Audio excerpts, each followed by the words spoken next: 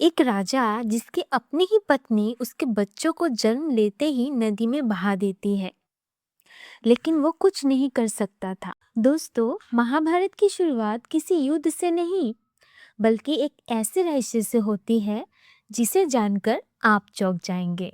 एक समय की बात है। हस्तिनापुर के राजा थे शांतनु। एक दिन वो गंगा नदी के किनारे घूम रहे थे। तभी उनकी नजर पड़ी एक अद्भुत सुंदरी पर। वो कोई साधारण स्त्री नहीं थी, बल्कि स्वयं माँ गंगा थी। राजा शांतनु उन्हें देखते ही मोहित हो गए। जब उन्होंने विवाह का प्रस्ताव रखा तो गंगा ने एक अजीब शर्त रखी।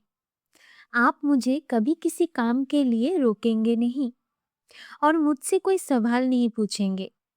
राजा ने बिना सोचे मान लिया।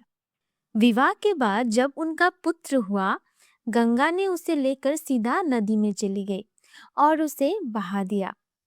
राजा का दिल ये सब देखते हुए टूट गया, लेकिन वो कुछ नहीं बोले। ऐसे ही एक नहीं, दो नहीं, 7 बच्चों को गंगा इसी तरह नदी में बहा देती है। हर बार राजा चुप रहते हैं, क्योंकि वो शर्त में बंधे हुए थे। जब 8वां बच्चा पैदा हुआ, राजा शांतनु खुद को रोक नहीं पाए। और क्या, तब शांतनु बोल उठे, बस अब और नहीं, तुम ये क्या कर रही हो? जैसे ही राजा ने सवाल किया, गंगा मुस्कुराई और बोली, राजन, आपने वचन तोड़ दिया है।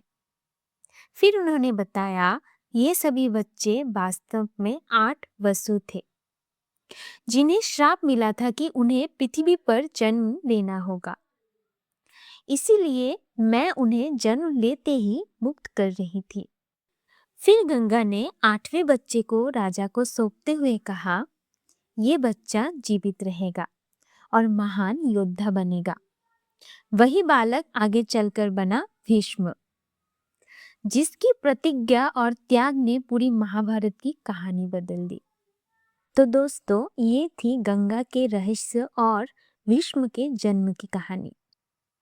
आपको ये कहानी कैसी लगी, जरूर बताना। राधे राधे।